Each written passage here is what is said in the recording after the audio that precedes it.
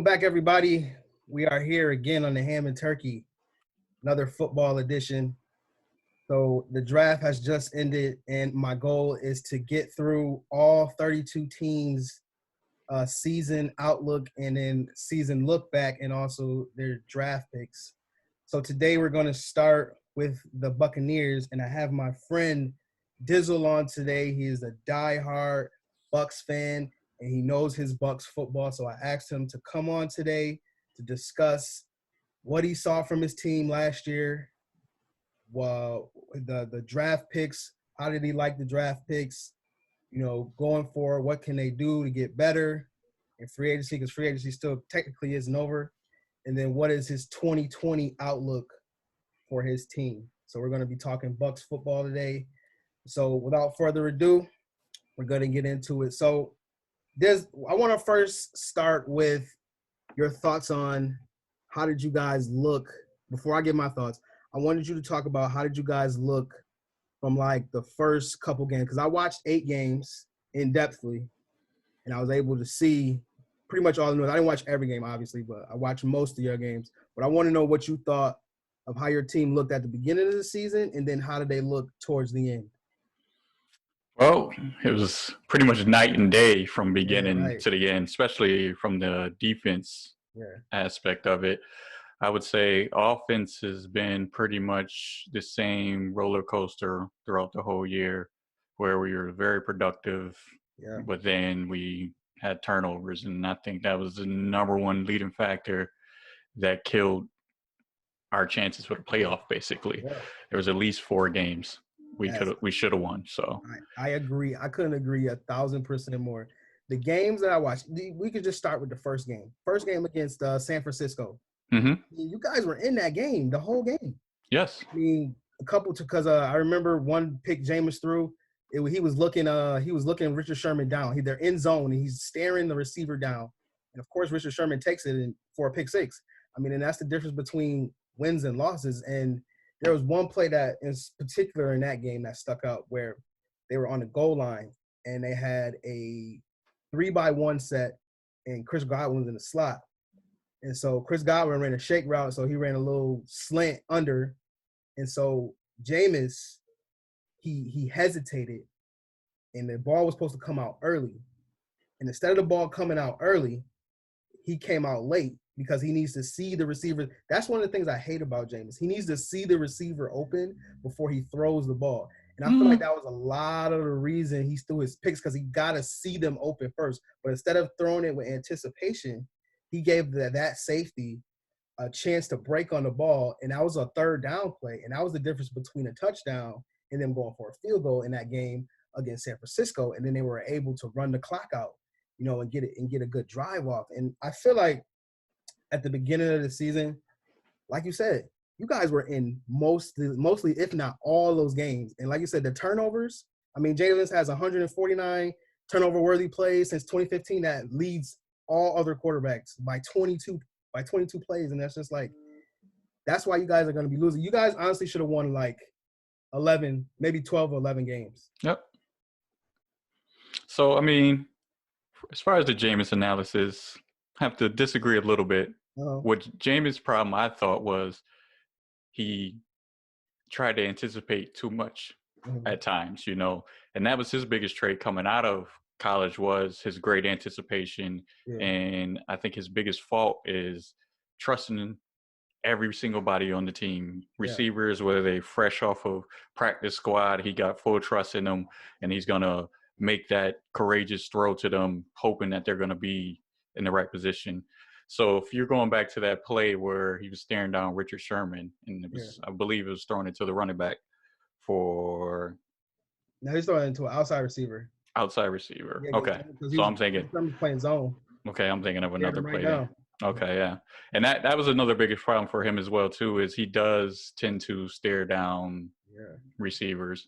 But, yeah, I mean, as far as how many games we should have won, it was very gut-wrenching. Yeah. I mean, but there was times where Jameis kept us in a game or had us to win a game. So, like, let's take the Giants game, for instance, where he did everything he needed to do to put us in position to win. And with seconds left, we miss a easy field goal. Yeah. And we lose that game, you know. Mm-hmm. So, you know, it was kind of yin and yang. He produces a lot, but then he makes a lot of head scratcher plays where you'd be like, what just happened? And it's those head scratchers that lose you guys games. Yes. You know, and that. And Go ahead. Even in that San Fran game, there was, I think, it was 2 pick sixes. Yeah. So that's 14 points. The score was, what's the score? Right up. I had it up here. 31-17. Yep. So you take it really was closer. It really was closer than that. Exactly. So you take the 14 points away, then it's a different ball game, you know. And I felt like we were dominating for most of the game as far as production on offense. They weren't really doing much on defense until we gave them short-footed field. You know what I mean? So it's like, and that's how it was, especially towards the end of the year for us, where no one was really doing anything, and the only hope we gave people was, oh, you can have the ball on our 30. Here you go, try. And it was tough for our defense, you know, to continuously sudden change, have to try and stop people and stop people from scoring or hold them to 3 or stuff like that. But a lot of the games we were definitely in, or if not dominating, and then we just give them points like, oh, here's 7, here's another 7. So absolutely. And I want you to talk about a player on the offense that you saw. I mean, it's gonna be obvious, but that you saw made the most improvement and was the most consistent throughout the year. So I wrote down, I'll give you mine. I wrote down 2 players that I thought was the best. So I thought that obviously Chris Godwin. Yep. It was the clearly the best offensive player on your team. I mean, every time you look up, it don't matter if he in the slot, outside, wherever the case may be, whatever alignment it is, that man is creating separation. I don't care where it is. Yep. And I had to remember Chris Godwin was a 2nd round pick, you know, and people expect third round pick. And people expected him to do this. And when I first saw him, I was like, I don't really know. But then I started actually watching his games and watching how he's creating separation, watching how he's running his routes, watching all these tough catches that he makes. There's stretches, even in the game, I had to watch the Rams game. I watched every snap of that game. I mean, we just letting Chris Godwin just run, not letting him, but he just running these deep crossers, everything. And we just cannot stop this guy. He caught, like, I think 2 or 3 touchdowns that game. And so, I mean, this kid is just unstoppable when it comes to creating separation. And that's the thing. He can create separation from any alignment on the field. And that is just valuable for a guy that's coming in, the quarterback that's coming in, Tom Brady. You got a guy that can create separation on all levels of the field. And then my second guy that I think didn't get enough credit for how good his rookie season was Ronald Jones. He, by far, in my estimation, was their best running back on the team. Every time I'm watching a Bucs game, I see him running, churning, getting more yards, running between the tackles. There's one play I saw. He, I think, I forgot who it was against, but he was coming up against a linebacker, and he, like, shuffled his feet, bounced it outside. I didn't know he had wiggle. I didn't know he was that fast, you know, and he takes it for another 20 yards. And I'm like, man, I didn't know Ronald Jones had that. But I would have never known that unless I sat and watched the games. But once you watch the games, you can clearly see that Ronald Jones deserved to be the featured back. But for some reason, it was the Carolina game. Ronald Jones had just come off of having a big game the game before. But then Peyton Barber, I mean, he gets all the carries and he ran the 1 touchdown in on the ground. And so I'm thinking, like, why is Peyton Barber getting, I mean, he's producing, but why is Ronald Jones not getting the majority of the carries? And then if you look and you progress through their season, you will clearly see who the better back was. And I think it was Ronald Jones. Yeah. So Ronald Jones' rookie season pretty much was scrapped. He didn't get to play at all, basically under Dirk Cutter. Yeah. So it was mainly Peyton Barber and Peyton Barber is a good running back. He's a solid runner. He's not going to wow you, but he's going to always fall forward, get you yards, and he has some elusiveness to him as well, too. Yeah. So that's how it became, starting the season, Peyton Barber featuring Ronald Jones, because Peyton Barber has earned that from the previous hard work he did. And that's another guy who worked hard, undrafted, Mm-hmm. worked hard, worked up the chain, got the starting role the last year with Dirk Cutter. And then, he earned that right to start the first year with Bruce Arians. So in the beginning, I mean, nothing, Peyton Barber wasn't doing nothing wrong. So they were running Peyton Barber, he was producing, and then they bring in Ronald Jones. And then as the season progressed, they started to see that Ronald Jones was a little more productive, on those first and second downs and stuff like that. But then Ronald Jones has issues with blocking at times. So that's why Peyton Barber was in there more. And also, he had lapses where I know there was one play where he had a big gain and he just fumbled on his own. A little ball security, the way he runs the ball is a little funny too. And also catching the ball to the backfield is something he has to improve this all season. He got a little better last year as well too. But Peyton Barber does that better than him as well too. So that's why you see more Peyton Barber than Ronald Jones. And then as it progressed more, you started to see more Ronald Jones because he was just producing. His yards per carry was like more than Peyton Barber, at least by like 2 yards, I believe. And then Peyton Barber started to fade out of the rotation there. But yes, Ronald Jones definitely improved his second year with opportunity. And Chris Godwin, of course, like I've been on Chris Godwin since we drafted him. And his only downfall was opportunity. When he came in, we had Deshaun Jackson, the first year, and then the second year we had Deshaun Jackson. So he was just buried in the depth chart. But every opportunity he got when he got on the field in those games or when Deshaun Jackson got hurt, he did nothing but produce. So I'm like, this guy should be started. And then once finally moved on for Deshaun Jackson this year, he finally got the full year to start and be that guy. And look what happens, Yeah. So, yeah, I mean. Yeah, highest graded receiver by PFF, 90 receiving grade as the highest in the NFL this year. So I definitely agree with you. And then back to Ronald Jones and Peyton Barber. Ronald Jones's yards per attempt was 4.2. Peyton Barber's was 3.1. 3.1. So yeah.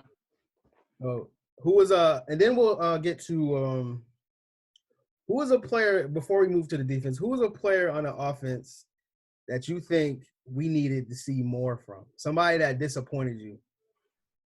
It has to go back to O.J. Howard, man. Go back to O.J. Howard, and it wasn't like I mentioned to you before. O.J. Howard was on like 68% of the snaps. Yeah. He was on the field, and granted, when you have Mike Evans and Chris Godwin, who's catching everything and getting you yards, it's not going to be much opportunities, but there were opportunities. Mm-hmm. And when those opportunities came for OJ, he either not creating separations or getting open, or when he is open, he's dropping the ball, or he's catching the ball and then he's fumbling. That costs another turnover. Yeah. And then one miraculous crazy play where he caught it and it bobbled behind his back, and that led to an interception. Like that was the first game. That was the San Francisco game. That's the game I remember right off the top of my head.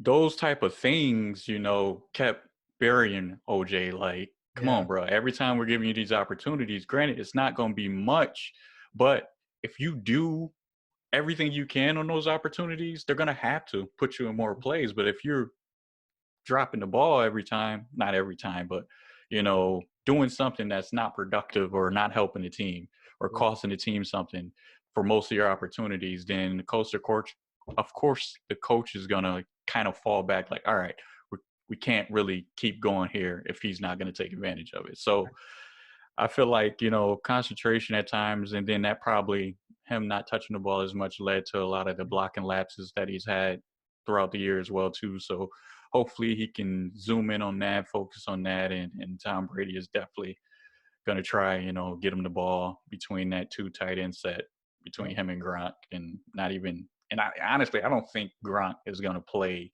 as much as people think he is. Like, you know what? I probably can second that, because it's going to take him a minute to – you've been out of football for a full year at that, and it's going to take you a minute to get back in football shape.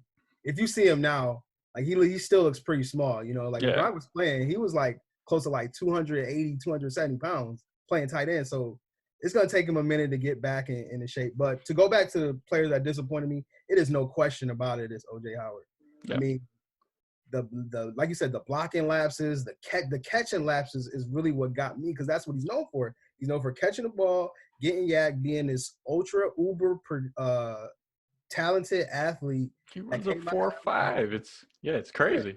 That's supposed to be, this the next transcendent tight end, and we just haven't seen that. Now we only got 2 years. I mean, in his first year, he was graded at a 89, and then this year he sinks all the way to a 54 grade. I mean, and that's about how he played. I ain't gonna lie. Out of 100, that's kind of how he played at a 54. I mean, like you said, the blocking lapses, the catching lapses, and what was funny to me is when. And this is the only reason, and this is one of the main reasons why the Bucs fell out of playoff contention late, is because they started getting hit by the injury bug. Chris Godwin got hurt. He hurt his hip. Mike Evans hurt his hamstring after catching a touchdown. They got hit by the injury bug really badly. And the thing is, those last couple games, he started stepping up and actually catching passes and doing what he's supposed to do. But like you said, when you got 2 all-pro receivers on your team, Godwin and Mike Evans, bro, we need you. They need that third guy. They needed him to be that third guy. But instead it's Cameron Brate.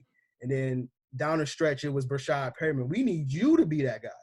And like I told you in the text message, I was like, yo, Bruce Arians came out and said, like, he has all the tools, all the talent, but you just not putting it together on Sundays. And like, you can make all these spectacular catches in practice or whatever the case may be, but we need you on game time. And that's where he faltered. And I think, like, Bruce Arians, they love him. They love O.J. Howard, and they know his potential and everything he can be. Is just, when it came to Sundays this year, he didn't show up. Now, we go back to the year before where he was graded that high. He was taking advantage. He wasn't getting a lot of passes. It's just those passes he was getting, he was breaking off for 40-plus yards and stuff like that, or touchdowns and stuff.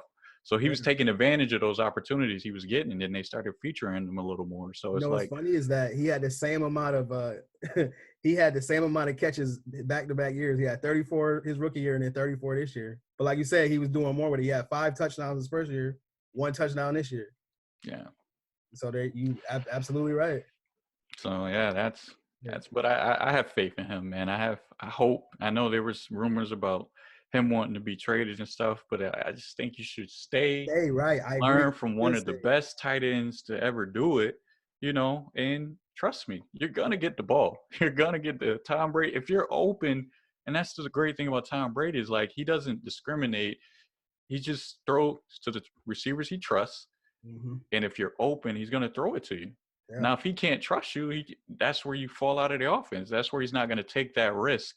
And that's the difference between Tom Brady and Jameis Winston, because Jameis is a player's guy where he loves everyone. He has faith and trusts everyone in that aspect. And that's why he may be making a crazy throw to this undrafted rookie practice squad guy.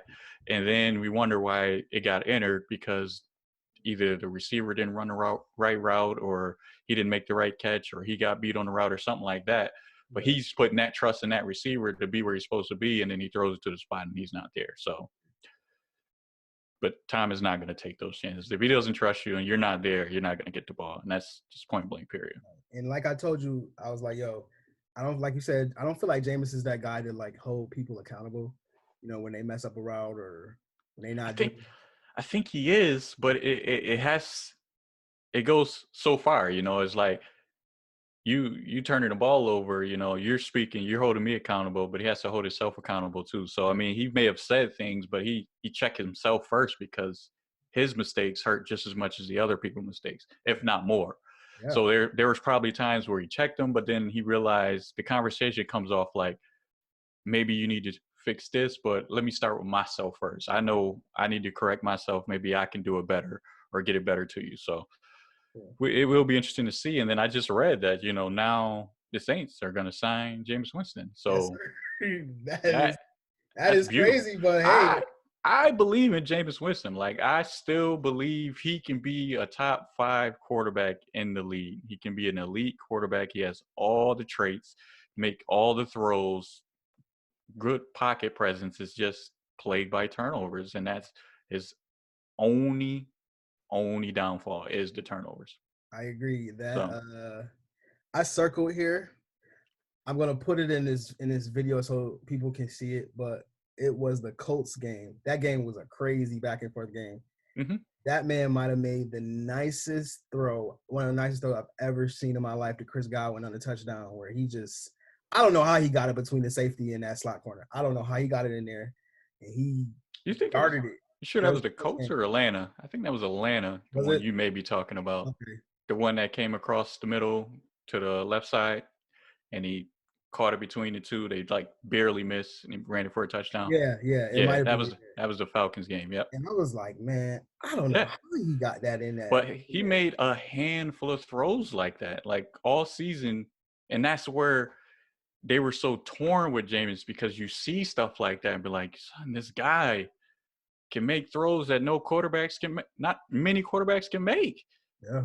And then he turns around and throws a pick six. It's just, yeah, it was very It's stressful head throughout the scratching for a season. fan. I can imagine how it is for a fan to be up and you be like, you're going and you're getting ready to knock on the door to break the game open, and this man throw a pick six. Like, I know how badly it must frustrate Bucs fans.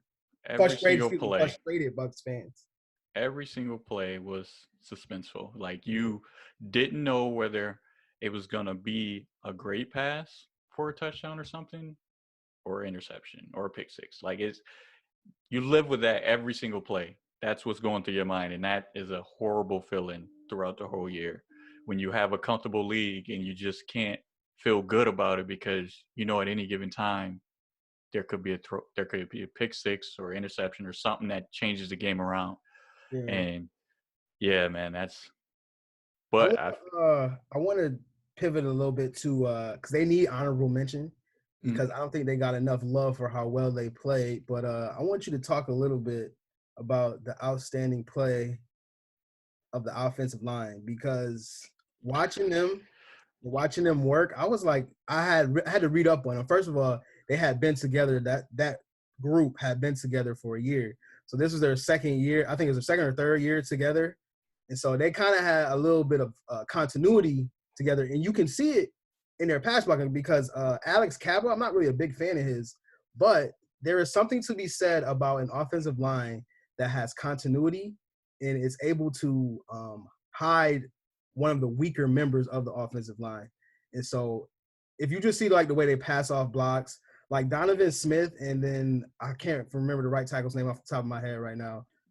DeMar Dotson. DeMar Dotson. Both of them were pass blocking at a 70 grade. I mean, these were, and then Ali Marpet is one of the best guards in the league. So, yep. I mean, they had a very, very solid offensive line. And that is why Jameis threw for 30 touchdowns, because, I mean, the man had time almost against any opponent. The only game I really saw him get beat up, Jameis, was the Saints game, the first time when Teddy was playing. That's really the only game I saw him just take a beating. But other than that, they played solid all year. So I want you to talk a little bit about that. Yeah, man.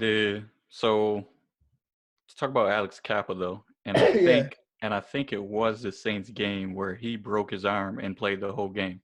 Okay, man broke his arm. So we just got dogs across the line. You know, Alex Cappa, this is his first year starting. He was another guy that's been working up the chain and stuff like that, because who we had before was Caleb Benenot. And yeah, he was awful. So I mean, Alex Cappa, you know, there were some times where he got beat and stuff, but he fights, man, and he's may not be the greatest, but I think. But he works well with the other players around him, like Ryan Jensen and Marpet and Dotson. They work well together. And that was our weakest side. So you had Kappa and Dotson was the weak side of the line, you know, where, you know, Dotson would have his lapses, but overall he was still a solid right tackle. You know what I mean? It's just done caught to him now in age, where he's our longest tenure Buck on the team, or was our longest tenure. So yeah, man, Ali Marpet, since he came in Vision 3, you know what I mean? He worked and started since day one and been the top 5 offensive guard in the league every year. So, and then we signed Ryan Jensen about 2 years. This is the second season, so about 2 years ago from the Ravens.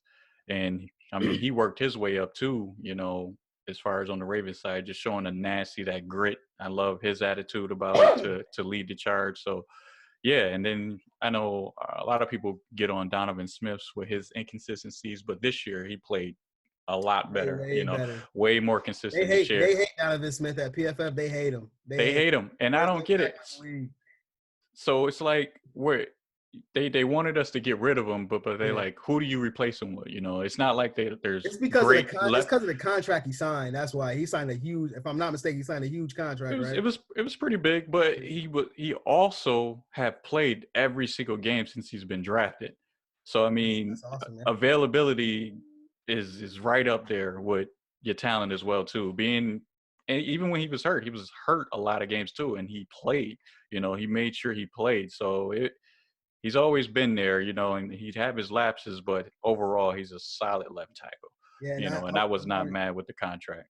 Absolutely. I wanted to give the offensive line some love because I don't think, like, in the midst of Jameis's turnovers or how good Chris Godwin was playing or how bad O.J. Howard was playing, like, I don't think they got enough love for how well they actually played collectively through the whole season.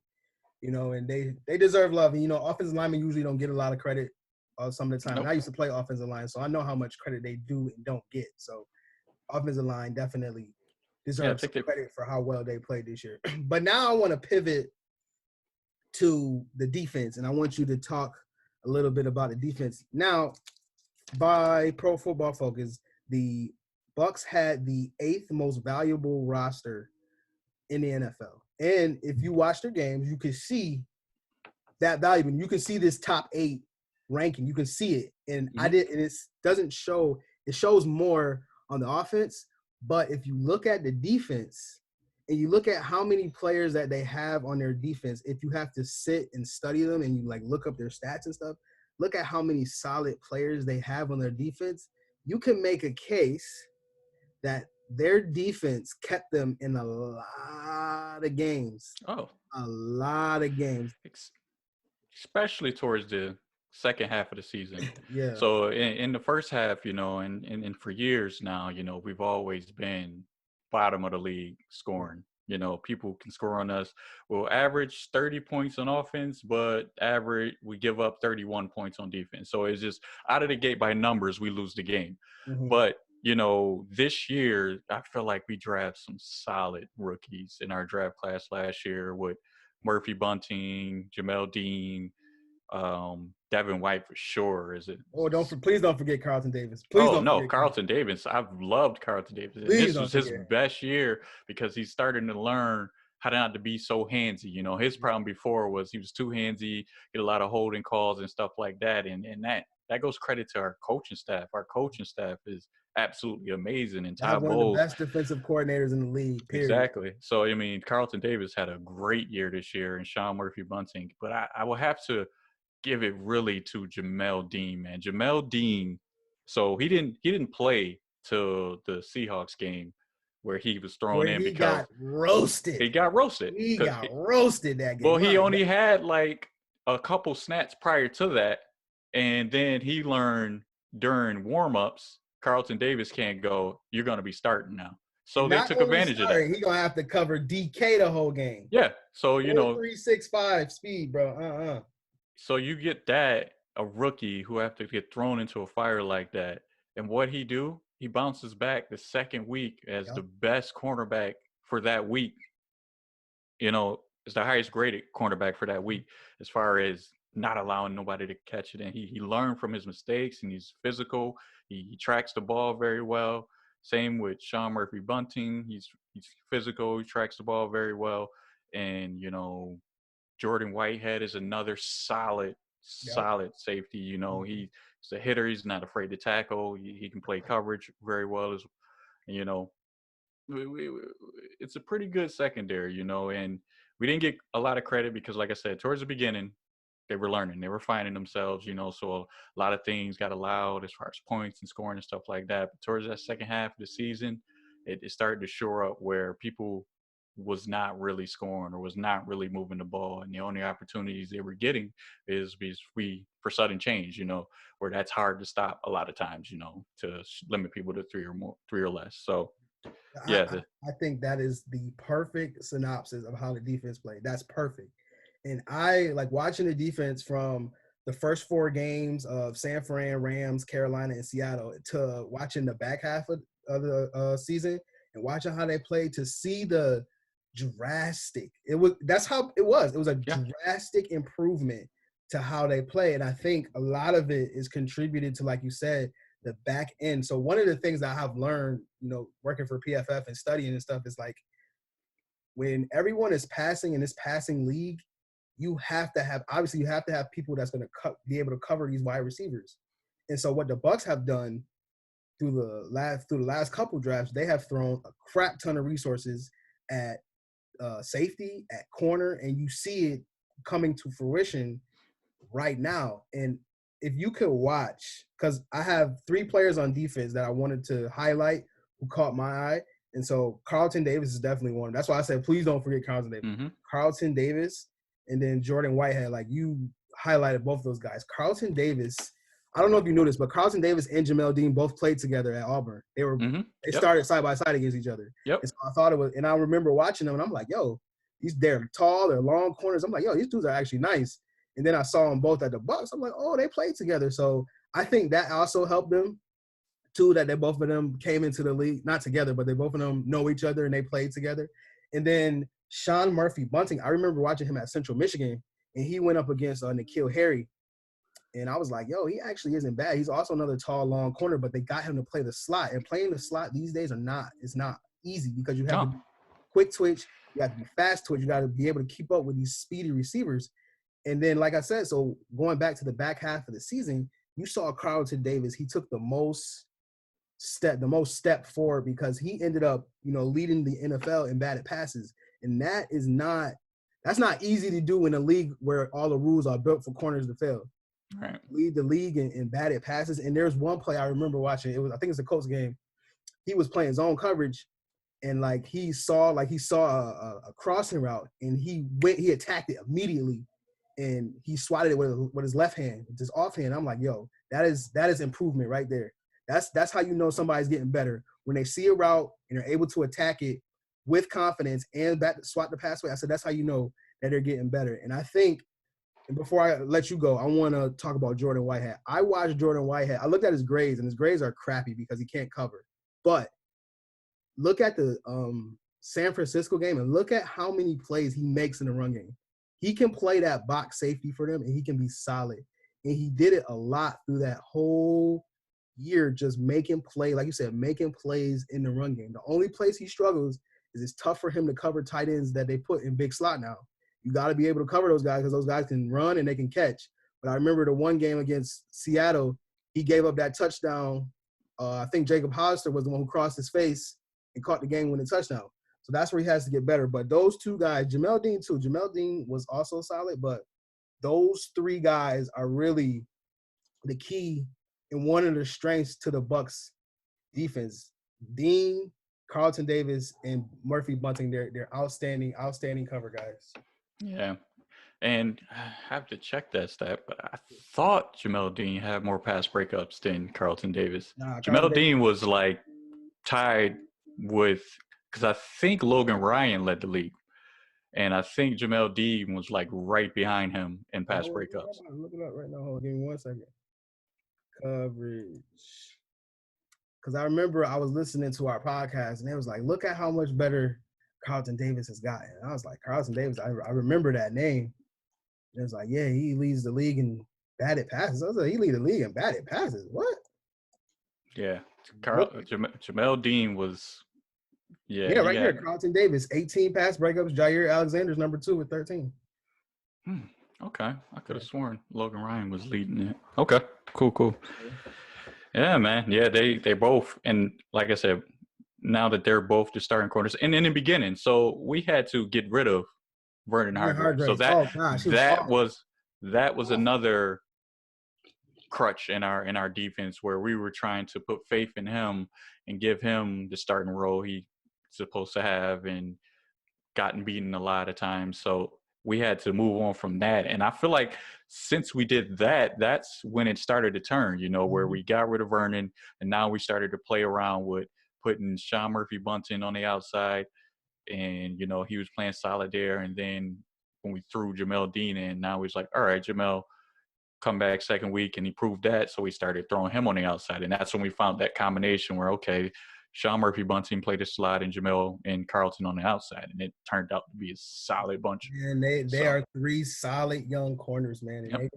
they're going to cause some havoc next year. That's why when I text you, like, yo, Bucs fans got something to be excited about. I'm more excited because they're young and all of them can cover.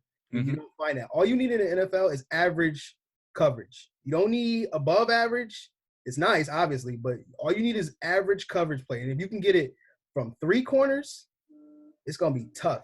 And I'm going to segue right into the defensive line. So we all know, if you were a diehard Bucs fan, you know that Shaquille Barrett led the NFL in sacks, and he led the league in total pressures at 81. And so I already knew he led the league in sacks and pressures, but I wanted to watch the back end, so I specifically watched the back end.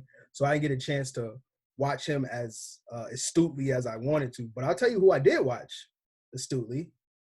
Vita Vea does not get enough credit for how well he played this year. He played amazing. I played defensive tackle, so I always watch defensive tackles. And if you watch, again, the San Fran game, because there were so many plays in that San Fran game from individuals that you're like, man, he did that. Watch the San Fran game and watch Vita Vea penetrate upfield and then go run down a screen. Vita Vea is the second largest person in the NFL. He's the second largest. And he runs down. He didn't do it once. He did it twice in the same game. And I'm like, yo, I didn't know he could move like that. And then I went back and looked. He was 5th in the league among interior linemen in pressures.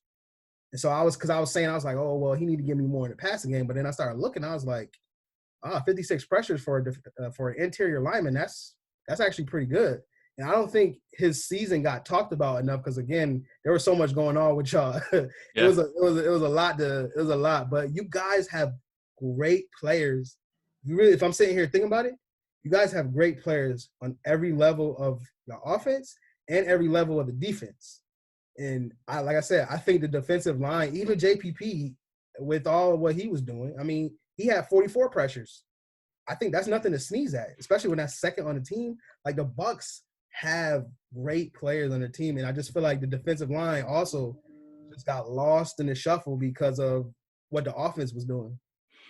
Yeah, man. Vita Vea he's a monster, man. He clogs up, and him and the Ndamukong Suh together, they both of their numbers get lost. Like, both of them played such a key role as to why we were number 1 against the rush.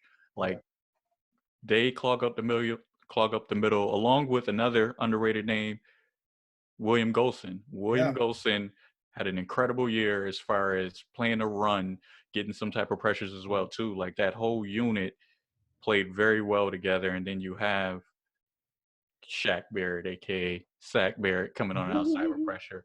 But another person, man, JPP, you list his numbers, and you can't leave out that he only played half of the season. He broke his neck in the offseason, as opposed to he got in a car accident, so he was sideline. Like, that man always getting hurt in the offseason, bro. Yeah. Sideline, injured reserve. So he was out for 8 weeks. So he came in just for 8 weeks. He still had those numbers. And I'm looking forward to a full season with him and Shaq Barrett on the outside, along with that interior pressure as well too. And Roches played a good part too. And I liked the Bo Allen. Those guys, those rotational guys, played their role very well when they came in. So, we was able to keep a lot of them. Carl Nassib was another solid edge pressure against the run. Was probably one of the biggest rotational guys that you lost, because he actually, couple games I was watching, and he came in and just started creating pressure out of nowhere. He's disruptive, and that's why he got the deal he got, because he's earned that, and Cleveland gave up on him, and we took a flyer on him on the waiver wire, and we got him. So he's been nothing but sensational for us as far as consistency with playing the run and putting pressure on the quarterback. He was plagued by injuries this last year too, so he didn't get that many games, but he showed enough on tape to get the contract he got, and I'm only happy for him. So, Absolutely. I'm glad you brought up William Golston. One thing I don't feel like that I feel like average football fans should try to understand is scheme and what someone in that specific scheme is asked to do. So you look at William Golston and you're like, oh, well, he didn't have a lot of sacks, or oh, he didn't have a lot of pressures. But look at how many times, like you said, he was penetrating and he's like the first one there, and he's letting Levante come make a tackle, or he's letting Devin White come make a tackle, or JPP comes and make a tackle, or somebody else comes and make a tackle. It's all about scheme and what you're asked to do in that scheme. And in the scheme that you guys play, they didn't ask him to get a bunch of sacks. But you guys, like you said, you guys were number one in the run. And I feel like there's so many plays that he was in where he got penetration and either he made a tackle or he opened it up for someone else to make the tackle. And that's what you're supposed to do at that lineman spot. I think he plays 3-tech, if I'm not mistaken. He plays the rotational 3-tech. And he not always, but he consistently gets pressure and he's consistently penetrating. And yes, Bucs fans, you won't look and see his numbers as flashy, but look at his impact on the run game and look at how he fits in run fits and how much easier he makes it on Levante David, making his run fits. He makes it so much easier. And PFF wanted them to cut him, and I kind of disagree because I'm like, there's no value you can put on somebody who can actually play your scheme and neutralize blockers. It makes it easier for Levante David, and it makes it easier for Devin White. And Jordan Whitehead plays box safety, so essentially he's your third linebacker. It makes it so much easier with someone sacrificing themselves to have them make tackles. So I'm so glad that you brought up William Golston because his impact also is something that gets watched. So this is where the linebackers is where I want to segue to, and I want to talk about what I saw from Devin White, and I want you to tell me if you agree or not. But this is what I saw from Devin White. So at the beginning of the year, to be honest, he looked like crap. But at the very first game, he was sick. He had an illness, and it looked like he played. It looked like he had an illness. So I had to give him a little pass for that because if you're playing with an illness in NFL, you got to run full speed every play. It's tough. But his grading profile was not good, but I feel like there's enough plays on tape that he made that gives you some optimism that he can get it together. There's many times. Devin White is just as talented, if not more talented, than Levante David. The difference between the two is experience and smarts and stuff like that. And you can see it in both of their plays. Like they are fast linebackers. I saw Devin White go from the opposite end of the sideline to the other sideline and make a tackle. And I was just amazed. My jaw dropped when I saw how fast he got there. And so I'm like, yo, this dude is legit. And he's had some lapses in coverage too at the beginning of the year. But I feel like towards the end of the year, he got a lot better. He wasn't great, but he got a lot better. Okay. I respect that. So here's Devin White. Beginning of the season, he had that first game, I believe he had an illness. Yeah, an illness, yep. And then I think it was tonsillitis or something like that. And then he got hurt. So he had like a knee sprain that sidelined him for a few weeks. And then he came back from that trying to get back into full speed of things. So that's why it kind of took a while for it to start to show up, and it started to show up more towards the end of the year. I feel like coverage-wise, as he started to got more comfortable with the defense, it wasn't like he wasn't there. He was there. He was in the vicinity where he needed to be. He's just missed it by this much, or wasn't. If he went left this a little more, he'd have been or made a play on the ball. But I just feel like Devin White, and there's a one play specifically that tells you the type of player Devin White is. It was against Seattle when they had broke for like a good 60-yarder. And Devin White, from the line, hawked them down where the running back should have clearly ran away. Hawked them down, not only made the tackle, but forced the fumble. Yep. So, that tells you the type of player Devin White is from speed-wise and coverage-wise. I feel like that's only going to get better. He has the speed to cover people, and he has the traits to stay with them as well, too. So, definitely, he made a lot of plays for a rookie, and I feel like if he was not plagued by that injury, the stats would have probably been a whole lot better because of those not only the few games he missed, but at least the few games it took him to not having to wear the knee brace anymore and being able to run full speeds and have trust in those cuts and stuff that he has to make. So Devin White for sure will be extremely amazing the second year. And that goes to, I also wanted to give a shout out to your GM, Jason Light, man, hitting on all these draft picks, man. Like drafting player, like I scout and I went to scouting school, and that junk is tough. It is tough to scout players, and I don't know if people have been noticing how well, you know, the Bucs have been drafting the last couple of years. Besides Vernon Hargreaves, I mean, they've pretty much hit on a lot of their draft picks, and so majority for sure. I mean, you're not going to get them all, of course not. You know, absolutely. You're not going to get them all, and there's some like Vernon Hargreaves, where Vernon Hargreaves was the best corner of that draft. Yeah. At least he was graded as the best corner. That's why we took him in the first round, you know, and it just didn't work out, you know. So, I mean, it is what it is. You know, he's re-signed a deal over there with Houston. Hopefully it works out for him, but it just didn't work out for us. But, you know, he missed on a couple late rounds, fourth rounds, you know, definitely missed on the kicker. You know, he had his moments where oh Lord. But I mean, you go off, he was the best kicker in college history, and that was a huge need for us. You know, if you want to get some consistency there, and he was the most consistent kicker ever. So you take that chance, and it just didn't pan out. Now, if it would have panned out, it'd be like, oh, great. You know, he traded those draft picks and moved up to get this kicker. And now if he'd have been in 10 plus years in the league and become one of the best kickers, you'd be like, wow, what a great draft that was. You know, what a great GM to make that sacrifice and move up to get him if it had panned out. But it just didn't pan out, and that's just how it goes. But I feel like he hits more than he missed on a lot of his drafts. So absolutely. And I'm looking at just to go back to Devin White, I'm looking at his grading profile. I mean, he had a 50 overall defensive grade with a 46 tackle grade and a 55 coverage grade. I mean, like I say, his grading profile isn't great, but from weeks 13 to 16, I mean, he's grading plus 70 each of those weeks, and it's just like you can see the improvement is coming. Yeah. Like you said, it's coming.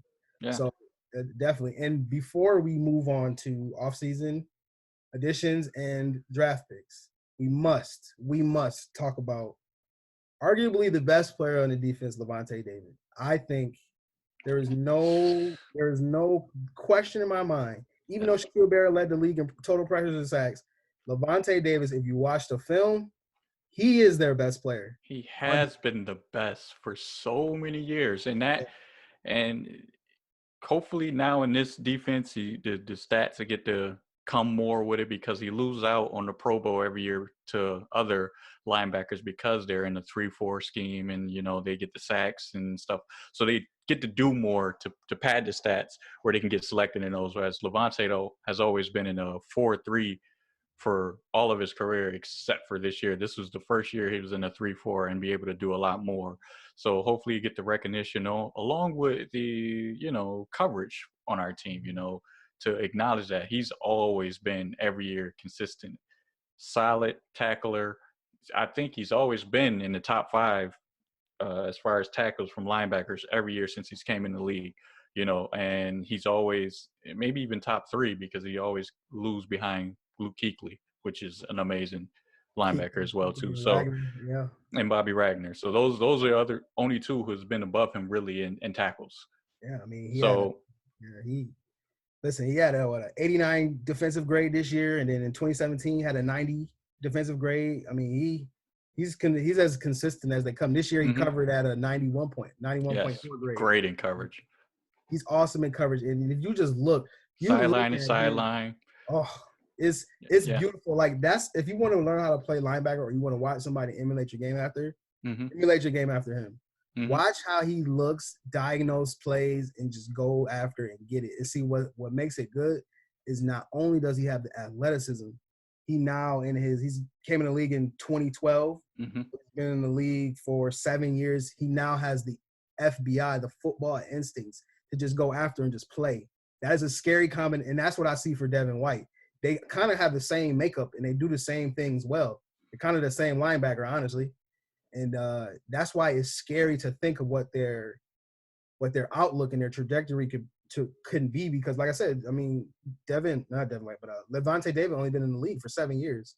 He ain't been in the league for double-digit years yet. So I feel like he still can grow and get even better than what he already is. Yep. He's a top 5 linebacker in this league. And like you said, hopefully he gets the recognition, but I promise you, PFF gives him his recognition. He definitely, like I say, he's been great. And he had, in the last 3 years, he's had 2 seasons over 90. And you have to think, too, you know, how many different defensive coordinators he's had through those 7 years, head coaches he's had through those 7 years. You know, it's been a lot of changing from his side of things, and he still was able to be that consistent ace that he is. So, yeah, I've that's always been my favorite player on the defense, for sure. Absolutely. And I would be remiss if I didn't mention his impact on the game and what he's done for the Bucs defense. He's definitely hard pressed and is their best player, no doubt about it. Just any way you slice it, he's their best player. You watch it on film, he makes the most plays out of anybody on that defense. Yep. So transitioning to what the Bucs may need this offseason, they made quite a couple free agent moves. They made the biggest free agent move. Bit. They made the biggest free agent move you could possibly make. So they have signed quarterback Tom Brady. If I'm not mistaken, he signed a 2-year deal, right? Yep. Signed a 2-year deal. That is probably the biggest free agent signing you could possibly make. So I want to kind of combine these two. So I want to combine free agent pickups in the draft needs into one. So honestly, as we just talked about, the Bucs last year had the 8th most valuable roster in the league, and so it's not like they have a bunch of holes, but there are some areas they could stand to get better in.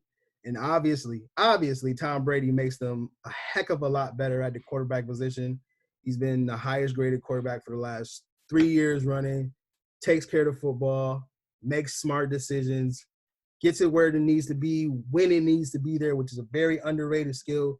Tom Brady is going to definitely take that offense to the next level. So I want you to tell me if I'm wrong. These are the top 3 positions of me I felt they need going into the draft. Then we'll get into their draft picks. But this is what I thought they needed to address in the draft. So I tried to narrow it down to 3. It was tough, but I did it. So I said right tackle was 1, safety was 2, and wide receiver was 3. Okay. I would put running back over wide receiver, not taking over Ronald Jones, just that pass catching running back where we didn't have. And that's something that Tom Brady has always had throughout his whole career, is one of those ace pass catching running backs who can come in on 3rd down and either go out in the passing game or in the running game. I would have put that over wide receiver. Wide receiver, and people say that because, again, you don't watch the Bucs, so you don't really know. But I feel like Scotty Miller is going to be an underrated person that people are going to know after this year. He's track speed 4.42 or something like that. Yeah, and his problem this year was injuries. You know, every time he started to get going, he got hurt. You know, every time he made some good plays, especially off season, he was great in the offseason. Then he got sidelined for like the first 6 or so weeks. And then he came back and started making plays again. Then he got sidelined again. So it's like, if he can stay healthy, he can be that little kind of, not exactly Wes Welker, but what Tom Brady had in Wes Welker, that little guy who has speed, who can go underneath and over the top and stuff like that. And that's going to be another underrated guy. Justin Watson, I feel like he kind of went down this year, but he's another solid guy that we have on the depth chart as well too. Rashard Perriman was good for us. That is why I felt they needed a 3rd receiver. See, this is why I like to have people discuss football with me who actually know their team, because I didn't get a chance to watch Scotty Miller. So I wouldn't know that he was hurt most of the year. But you have, and you know that maybe Scotty Miller can be that guy. So if I'm pivoting, that's why Rashard Perriman down the stretch, he was Jameis's guy. That's why, like you said, that's why he got that big contract that 1 year, $6 million from the Jets. I think that's what he got. That's why he got another contract, because he was balling out the last couple games, and then he earned his contract. And so I thought with Tom Brady coming in, he could use a third wide receiver because that's what he's had in like you said, that's what he's had in New England. 3 wide receivers he can get the ball to, who can just create separation underneath routes. And so, I mean, I feel like looking at their draft picks, I feel like they addressed that in the 5th round, but we'll get to that. But what do you think, before we get into my favorite draft pick that you guys made, what do you think about the Bucs drafting Tyler Johnson in the 5th round? Some wide receiver from Minnesota. Mm-hmm. So I haven't done much on him. I've seen a couple of things. I think that's going to be another guy who's going to challenge the Scotty Millers. Just a speed guy who can probably go, those drag routes and stuff like that, or those safety blankets. But I feel like we're going to run, if not a lot of 12 personnel, where you have OJ, Gronk, Chris Godwin, and Mike Evans, where the third receiver is not needed, but you never know, you can switch it up. But I feel like having those 4 out there creates mismatches for a lot of teams to deal with, or what are we going to do? Who's blocking on the line? Who's not blocking? Who's releasing? And then having to deal with Mike Evans and Chris Godwin, along with maybe that pass catching running back if Ronald Jones develops into that this offseason, or the one we drafted can be that as well too. So, but the scouting report on Tyler Johnson is basically what it is in a nutshell. He doesn't have great burst. Nope. Doesn't have great speed, but he gets open, period. And that's it. He gets open at every level of the field. People hate on him because he doesn't have these ultra physical tools, but you can't hate on a guy that just gets open. And that's pretty much his whole thing. No one can pinpoint how or why. He just gets open. And I feel like that type of guy is a Tom Brady guy. A dude who can just get open and catch. You know what I mean? A dude that can just catch the ball. Scouting report I seen where it was opposite that, though. It was he has trouble with separation and drops, apparently. Yeah. So I mean, for me in this offense, if you're required to be that guy that does a lot of stuff, then those drops and stuff may come into play, but you're not going to be asked to do much in this offense because the ball is going to spread around so much. Yep. So, I mean, you're not going to need to catch the ball 8 times a game. You might need it just those 3 plays, which are 3 clutch plays that we need. You just got to take advantage of those opportunities. So I feel like he's going to be a guy, if he can beat out Scotty Miller, which I think is ahead on the depth chart for sure. That can come in and make those 3 or 4 plays a game that can really help us win the game, if not put it away or something like that. But the main ball is going to be going to, why not, your 2 Pro Bowl receivers and Gronk when he's on the field. And if OJ can come into his own, OJ. So it's like, outside of those first 4 targets, it's leaving that third receiver, to come in and not have to do too much. Only do enough, and I feel like they should be able to handle that small workload. And what I like about the Tyler Johnson pick, going back to what you had just said about the first 4 guys hitting all of the target shares, it's like the Bucs now have options everywhere. Yeah. And now you have to defend everybody. And if you look at the great Patriots offenses, they always had a plethora of weapons and options that they can do. Like you said, they can run 21 personnel, 12 personnel, 10. They can run any type of formation. 3 tight end heavy set, pass out of heavy sets. They can do all this, spread you out, empties. They can do anything that you can think of from an offensive scheme perspective. They can do that with all of these players that they have accumulated, that they already had, and the players that they accumulated. They have options. And see, that's the great thing for any offense. Byron Leftwich, Bruce Arians, and Tom Brady now have options to play with, and they have options to confuse the defense. I expect this offense. That's another thing I want you to talk about before we get into the draft picks. I want you to talk about how do you think the offense is going to look now that Tom Brady's there, because Bruce Arians traditionally has run an offense where there's a lot of 5-step, 7-step drops, where you're holding the ball a lot longer. You're getting the ball downfield. They're getting the ball to Mike Evans downfield. They're running a lot of deep crossers, a lot of go balls. They're running a lot of deep concepts. Now, Tom Brady steps in, who's, for the majority and a good part of his career, has run a lot of stuff that's been, option routes, choice routes from running backs, shorter, intermediate stuff.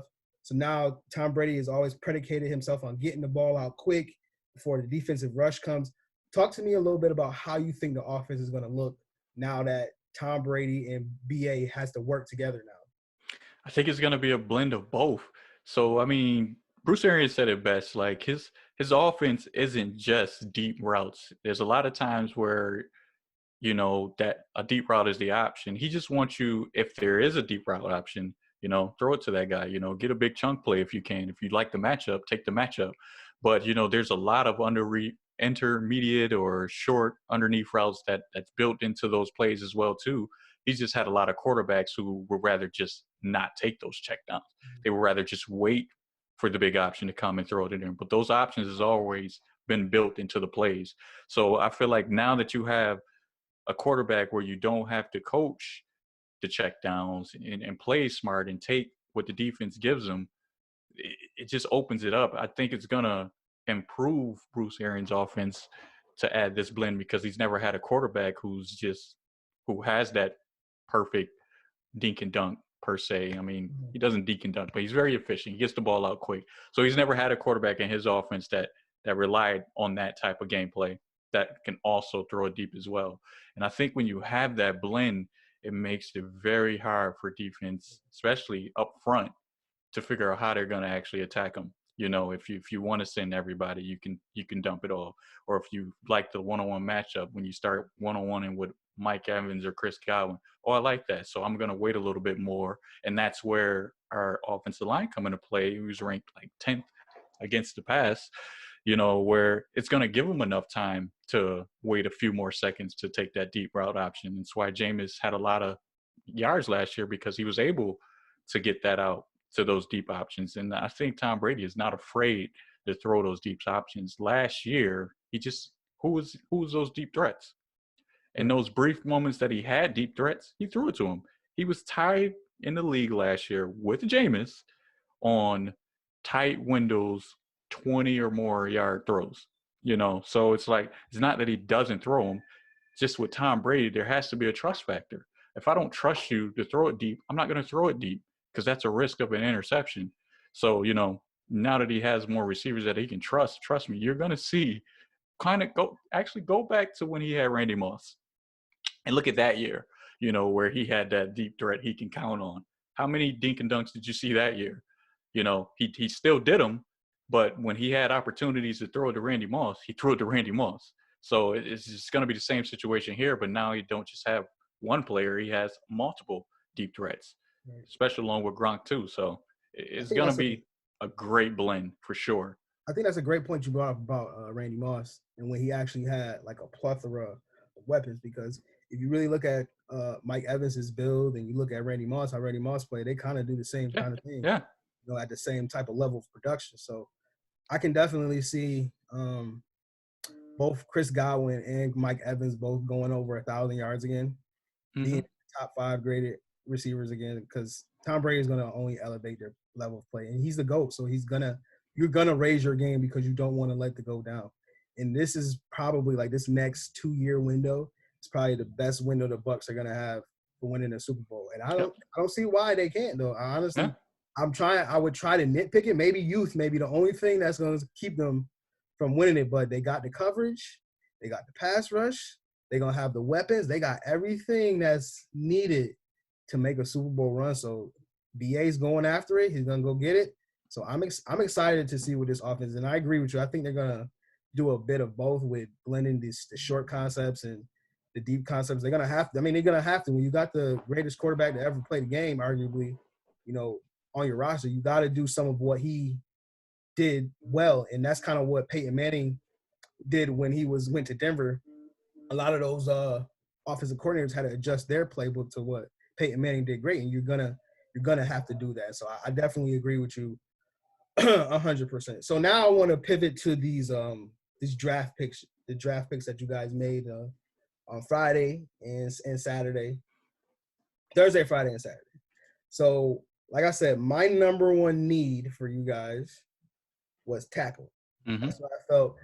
Even though you guys don't have that many holes, where you stand to get better, was tackle, and specifically right tackle, because I feel Donovan Smith played better than DeMar Dawson. That was my personal. Yes. So I guess basically they thought the same thing, because they did not only get the best, in my opinion, the best tackle in the draft. They traded up to get the best tackle in the draft. Yeah. You know? So they got offensive tackle. I'll go through their draft picks really quickly. They got at pick in round 1, pick 13. They got offensive tackle Tristan Wirfs from Iowa. Second round, pick 45. They got safety Antoine Winfield Jr. from Minnesota. Third round pick 76. They got running back Keyshawn Vaughn from Vanderbilt. They didn't have a fourth round pick, so fifth round pick they got Tyler Johnson from Minnesota. Sixth round pick, they got a defensive lineman, Khalil Davis from Nebraska. Seventh round, they had 2 seventh rounders. So one of their seventh rounders was linebacker Chappelle Russell from Temple. And their last pick was running back Raymond Calais from Louisiana Lafayette. So I was telling you before the draft that Tristan Wirfs was the best tackle in the draft. And it's funny because I did a scouting report for a draft guide on Tristan Wirfs. So that's how I knew that Tristan Wirfs is really like an NFL-ready tackle. I mean, he's athletic, he's big, strong, nasty, can move in space. Anything you need him to do, he can do it in terms of pass protection and run blocking for that matter. The only question that I have with Tristan Wirfs is when he goes up against a pass rusher, and we'll just stay right in our division, when he has to go up against Cameron Jordan, a guy who knows how to rush, who knows how to use his hands, and knows how to get in the offensive lineman's chest, I want to see how he's going to be able to react to that, because he did not do well with that in college. There's a couple reps of him against Michigan's Josh Uche, who was drafted by the Patriots, of Josh Uche getting up under him, getting his chest and walking him back into the quarterback. So that's one of the things that I have a question mark about him. How is he going to deal with that? But for the most part, he's ready to plug and play right now. But I want to know how you feel about the Bucs picking and trading up to get Tristan Wirfs. Yeah, man. Like you said, he was the best. If not, they ranked him second best out of all the offensive tackles in the draft. And he was projected to go fourth to the Giants. So, he fell all the way down, and you feared, because of Joe Staley with San Fran, they would have took him. I felt like they would have took him. If no one made any offers, they would have took him. Why not? So, they traded up, and they traded up to get the guy that they wanted. So I was happy that they did that. I'm proud of them for doing that, and we got the guy we needed and wanted all along. I think he was number 1 on their draft board for tackles anyway. Yeah. So they didn't think they had a shot. And once they seen that happen, as it started to go on and on, they was like, all right, let's make a move. Let's get our guy. So, I mean, we essentially gave up a 4th-round pick. We gave up both our 4th-round picks, and I think we liked the return we got on both the 4th-round picks that we gave up. So, yeah, I mean, Tristan, great. 2nd round, Winfield Jr.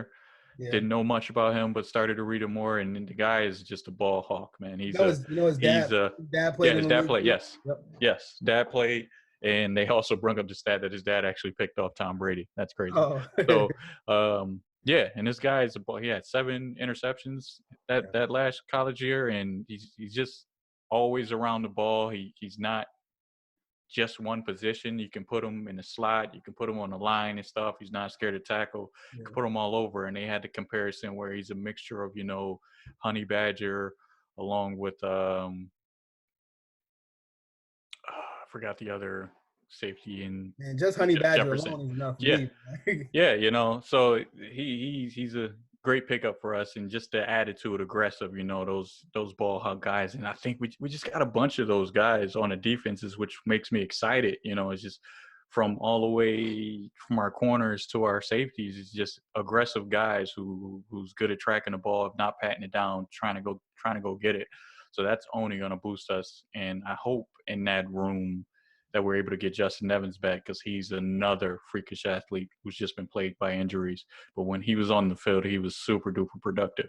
So it's like another guy who picked off Tom Brady. So I know he got that ball saved in his basement for sure. But yeah, man. I think one of the things that was lacking when I was watching on film, the defense, like I said, I'm nitpicking now. I'm not saying that this was a huge need. I'm saying I'm trying to nitpick as hard as I possibly can. But I feel like making consistent plays in the passing game from the safety position was just lacking. I didn't see it. Like, even from all the safeties they had out there, I didn't see it. Jordan Whitehead, he struggles in coverage. And then I think one of the guys, we said Adams, right? Because Adams is a safety. And then what's the other one? Evans? Well, Justin Evans didn't play this year. So we had Mike Edwards. Yeah, Edwards, that's what it was. Yep, another rookie. You know, he made a lot of plays in the offseason, and he was coming along as well, too. The thing is with Jordan Whitehead, they say he struggled in coverage, but he was always put on the best wide receiver when he had to cover. You know, when he had to go in the slot, it was Jordan Whitehead. It was not any other safety or so. So he was always covering the Kittles of the slots and stuff like that. And yes, he got beat sometimes, but what I like was he was always there. He wasn't completely out of position. You know, they were just able to make the catch because, one, they're probably bigger than him, because that's how these tight ends are now. You know, they're just probably a little more physical, but he was always there. And he, even when they did catch the ball, he was not afraid to go tackle them. So it wasn't a catch and they score for an 80-yard touchdown. It was a catch and I'm going to tackle him right now. And so, yeah, we was rotating. And we also had veteran Stewart. I can't remember his first name right. Yeah, Gary Stewart. So we were rotating with that safety position between Stewart, Mike Edwards, and Andrew Adams. You know, so we were trying to find some consistency there.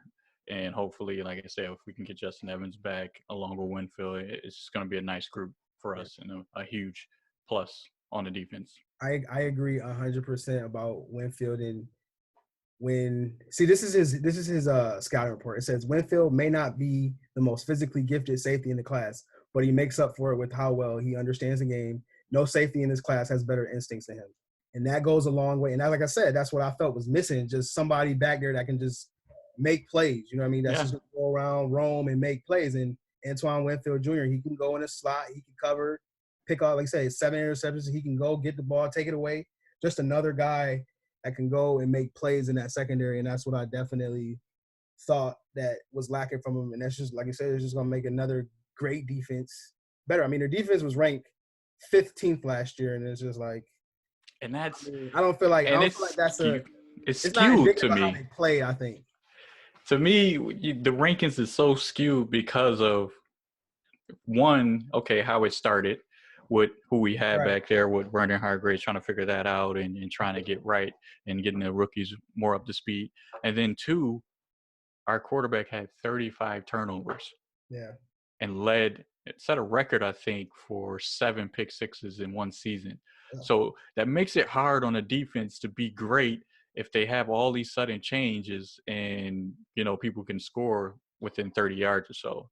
Yeah. So, I mean, being that we graded out the way we finished out the year is amazing, because I don't think most defenses would finish like that with having all those turnovers. So it's just cutting the turnovers alone down should improve our defense. Just at least in half. In half, yeah.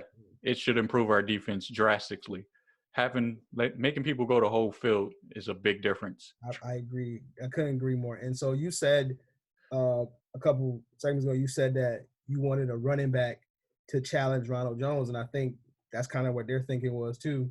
They drafted running back Keyshawn Vaughn, 3rd round from Vanderbilt, and the scouting report on him is he could take it the distance, he could run between the tackles. He's a big physical guy. They like the way he runs between the tackles, and he can also catch. So they probably echoed the same sentiments you did. Like, we need another back, because they let Peyton Barber go. Correct? He left, if I'm not mistaken. Yeah. Right? Yeah. And so he left. So they needed another running back to, you know, spell Ronald Jones or compete with Ronald Jones or whatever. It wasn't necessarily compete. It's more of a compliment to Ronald Jones, because Ronald Jones is definitely going to be the feature back. Ronald Jones' biggest downfall is he doesn't have great hands catching out of the backfield.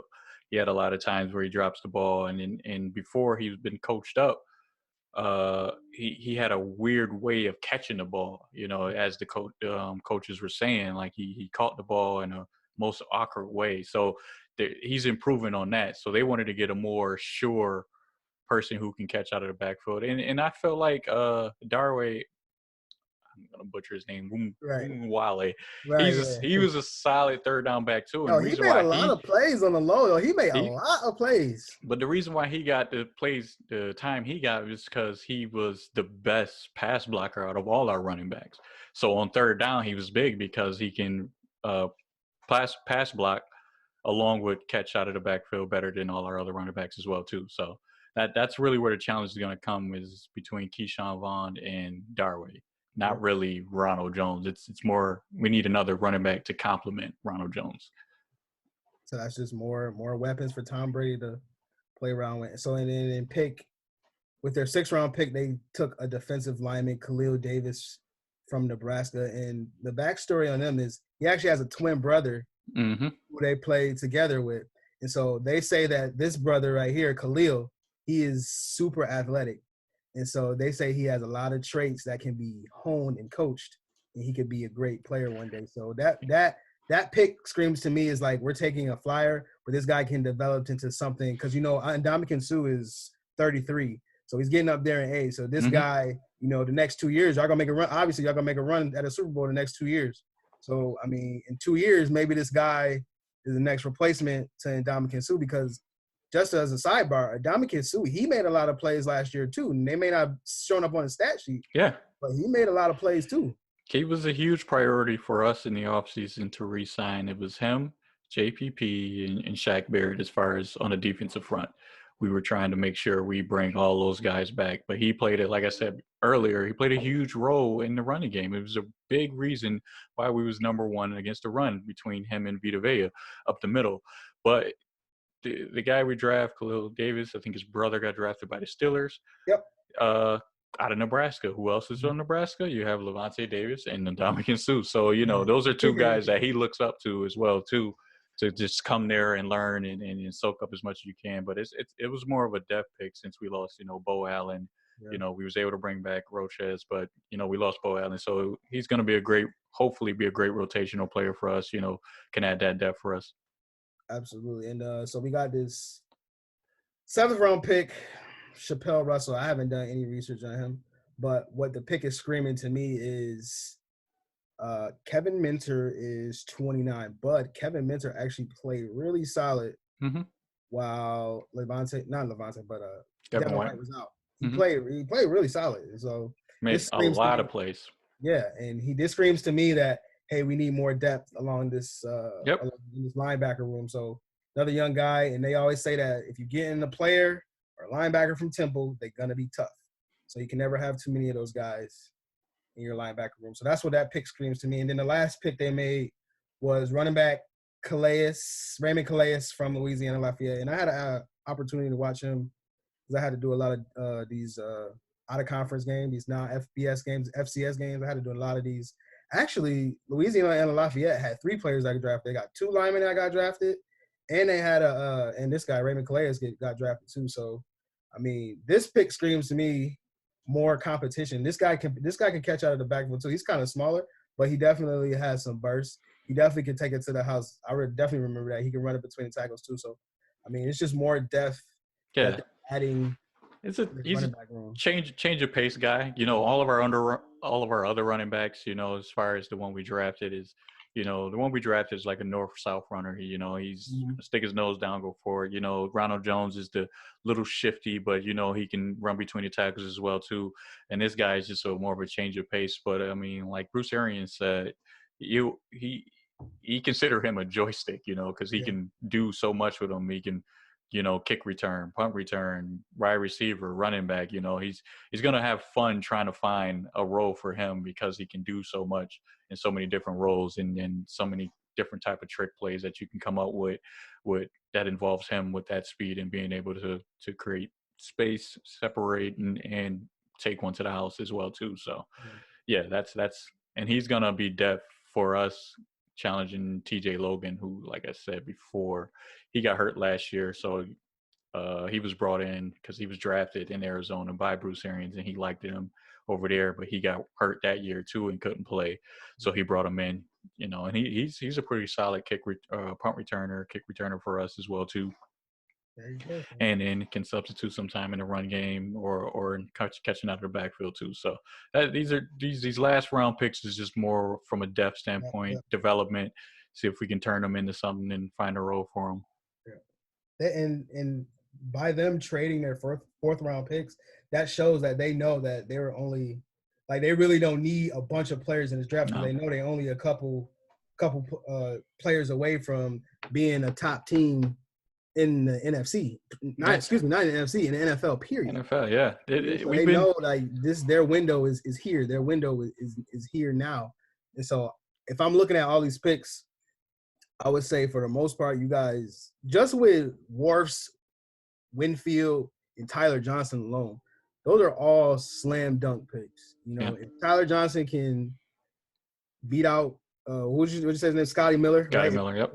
Beat out Scotty Miller and be that, safety blanket alongside of Chris Godwin and Mike Evans. I mean, that will be a slam dunk pick, and the fact that they got him in the 5th round that's honestly a steal to me. Yeah. So I mean, I would say for all intents and purposes, the Bucs came away with everything they wanted. Yeah. It was the very most positions we needed. We got the top players in those positions, and the rest was just adding depth, some solid football players to add depth, and hopefully they'll turn into something great. But for our biggest needs, we got the top players. So, and that was a plus for us. Absolutely. So as we bring this to a close, we have discussed everything. We've discussed everything about Bucs football.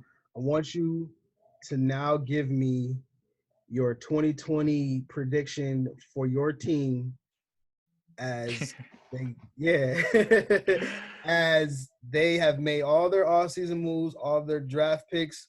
What is your outlook for your team in 2020? I mean, I feel like it's Super Bowl or bust at this point. At least those are the expectations right now, But I honestly think we have a legitimate shot of going 12-4. 12-4 or just those high. Definitely, they done moved us up to 10 games now. It started like 7 games, and it moved up to 9.5 with Tom Brady, and then with the Gronk and stuff, it just sealed it at a solid 10 now for the bettors to win 10 or more games. And I feel like we're going to be floating around at 11 or 12, and we have the potential to go undefeated. It's there if everything works the way it's supposed to. I don't see how a team can stop us offensively, and I feel like defensively we can match up with any team in the NFL. So we have that opportunity to win almost every game we play. I'm going to disagree with you just of course slightly, just because if there was no coronavirus lockdown, no one can see each other for this long stretch of time, I may be more inclined to agree with you. But because there is, and NFL teams can't meet, they can't work out, they can't do any of that right now, I feel like it's setting the chemistry back just a little bit. And chemistry is everything. But then that's where the Gronk signing was such a big signing for us. That's going to help, at least from the offensive side of the ball, until he get up to speed with Mike Evans, Chris Godwin, and have the trust in him. He has Gronk who knows him like the back of his hand. Like, hey, all right, I don't trust y'all on this play yet, so I'm gonna go to Gronk. And until we can build that up, Gronk is gonna be that safety blanket for him until that chemistry builds up. Defensive side of the ball, you just have everyone returning who was there last year. So I mean, the chemistry was started last year, and it should just only build this year. Now, if the Gronk signing didn't happen, I would go with alongside, like, okay, with the coronavirus and stuff, there may be some issues early on. But having Gronk, which is a huge security blanket for Tom Brady, should help with those pitfalls in the early on. I'll go as far as to say, because I don't know, man. I still like New Orleans, no matter as you're supposed to. They won the past 3 years or so. You're supposed to go with New Orleans, but New Orleans have issues apparently against Minnesota. I'm gonna pick y'all to win the division, though. I'm gonna pick y'all to win the division, But I think New Orleans is going to be very stiff. We may have a division where the top two teams, y'all and New Orleans, both win 10 games. Yeah. And now, this year there's an extra playoff team added now. Yep. So we both should be in the playoffs for sure. Absolutely. No question about it. And then you got Carolina that's coming up. Mm-hmm. But they got a new coach, so I don't know if they're going to be. I think they might be last.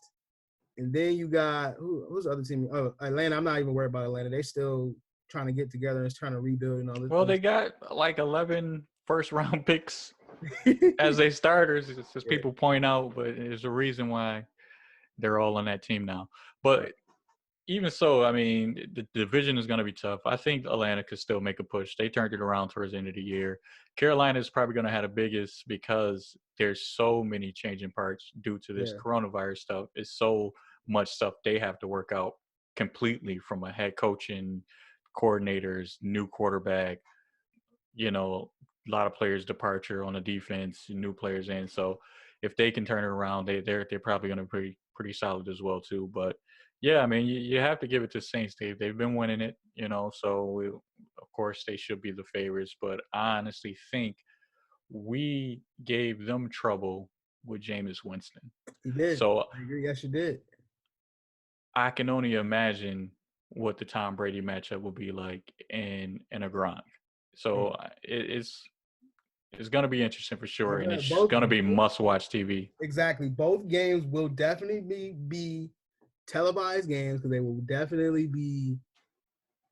Listen, I wouldn't even be surprised if both teams meet each other in the playoffs. Like, that's how good I think both the teams are. Yeah. I don't think it may not shake out that way, but I think that's what's going. Like on a wild card matchup, I think y'all will meet each other, and I don't know. I would have to go with them to beat y'all in the playoffs because they will have more chemistry than you guys.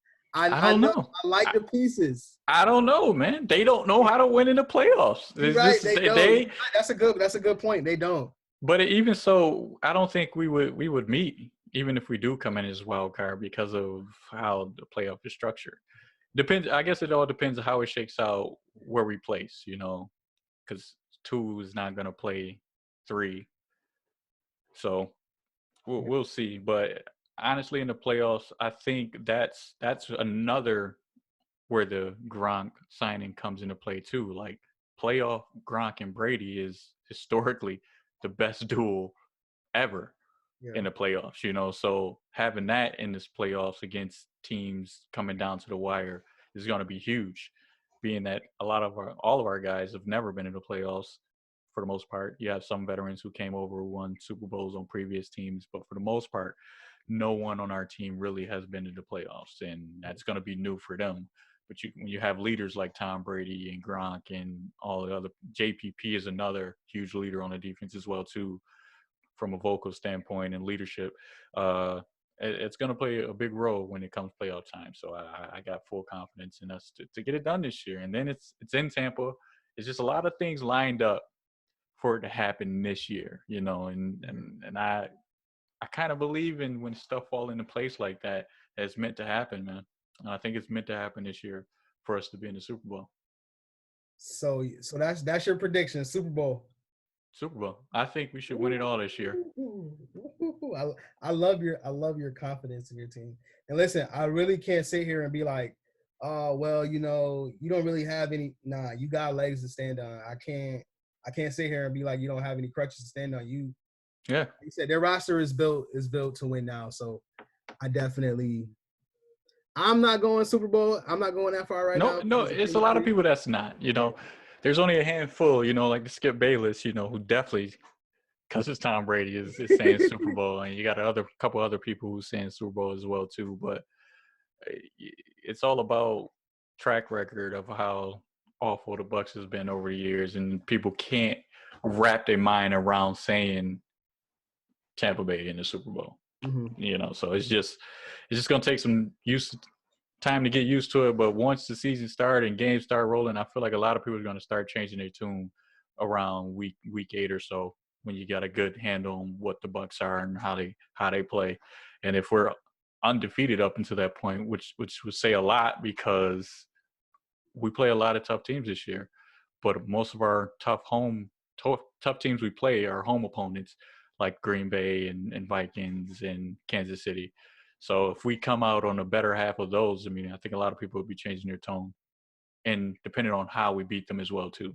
So that's definitely a bold prediction. I love it. I love it.